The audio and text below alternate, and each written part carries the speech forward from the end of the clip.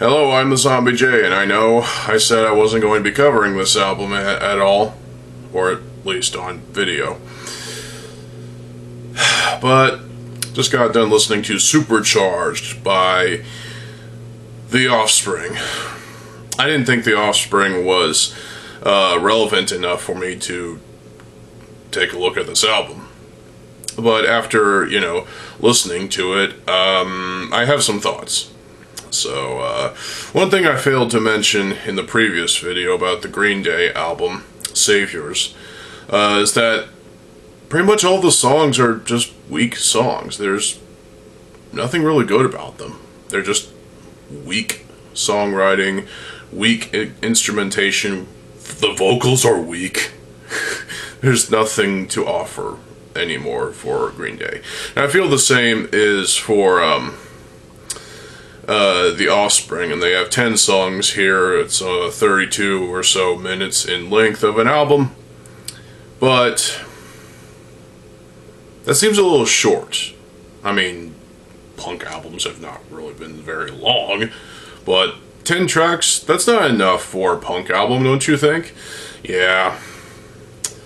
So, obviously, the first track is Looking Out for Number 1, and then you got Light It Up. Light It Up seems to have some blast beats for whatever reason. Sounds like a thrash type of thing. But whatever. Then you got The Fall Guy, followed by Make It Alright. There's a female vocal in there as well. Okay, But This Is the Last Time, I think. That's what the title is. Yeah.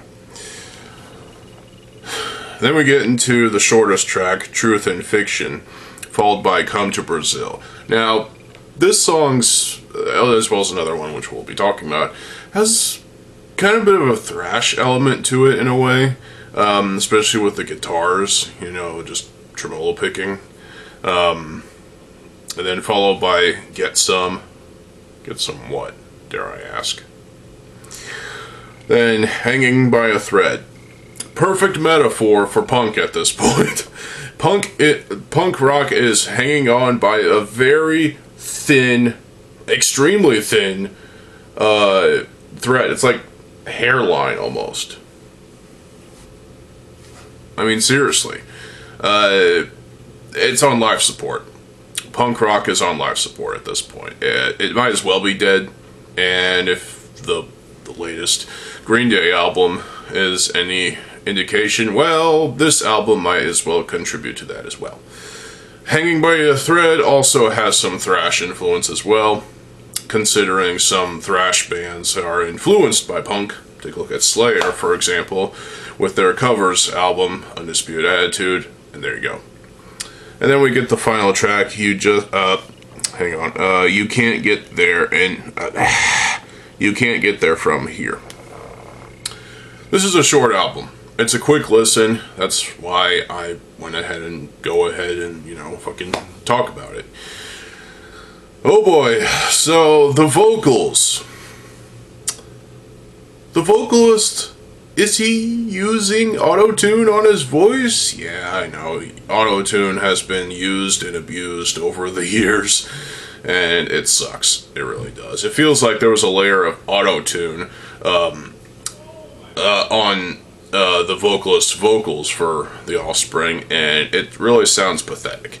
The lyrics, kind of dime a dozen, yeah. And the music itself, while there is a little bit of orchestral stuff, just, at least in a song or two, hey, at least Truth and Fiction is a true punk song. For the most part, it's very short. It's literally 2 minutes in length. And it works for the most part. I have to say this album, it has some weak songwriting on here. It's definitely not their best album by any stretch. It's kind of a modern disaster piece, actually. It's actually quite bad.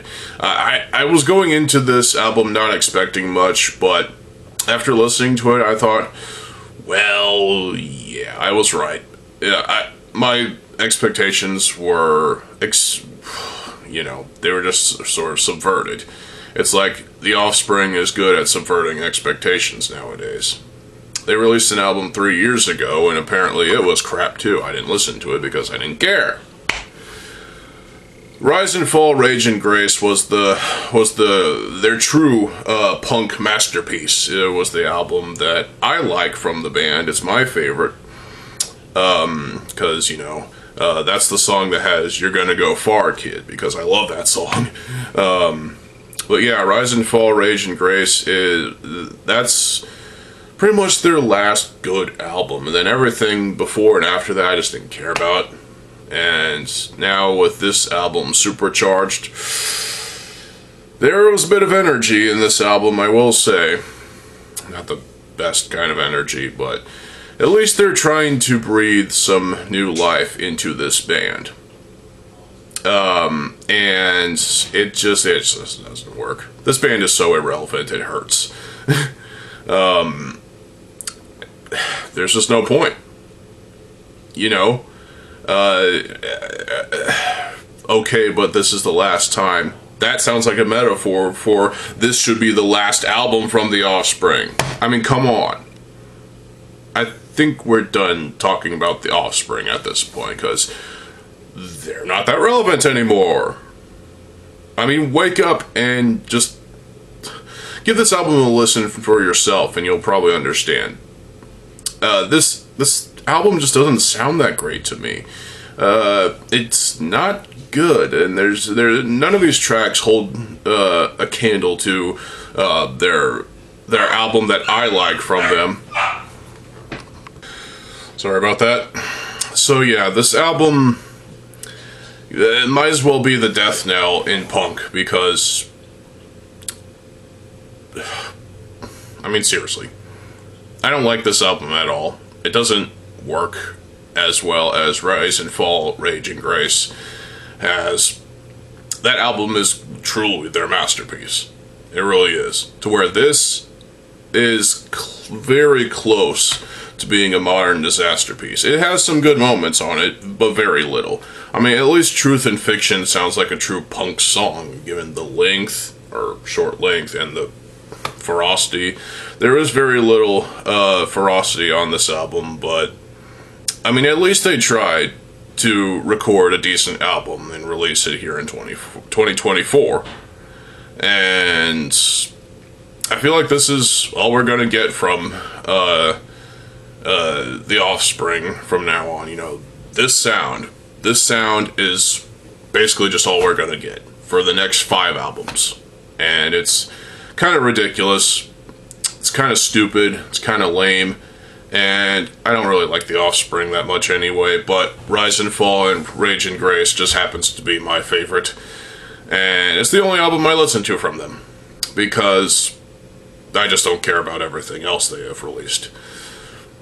Supercharged was meant to supercharge, not to be corny or anything, but this album was meant to supercharge the punk scene, or the punk genre, and give it a new spark.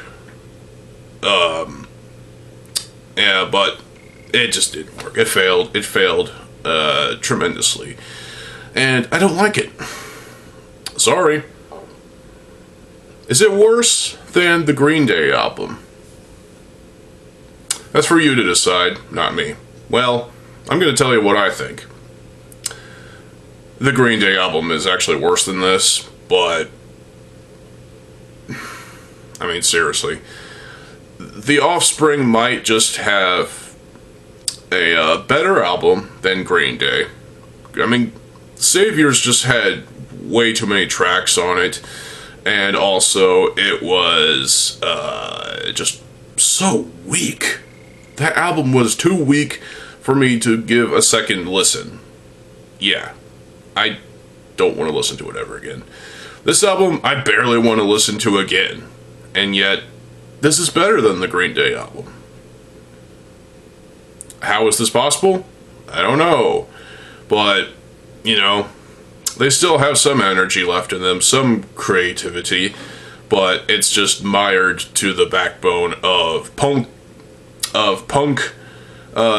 just bleh, you know, there's nothing really much else here to say about this band, other than this might be the last, well, it's not going to be the last album they release, I bet, but it's probably going to be the last, you know, semblance of hope from a band like The Offspring.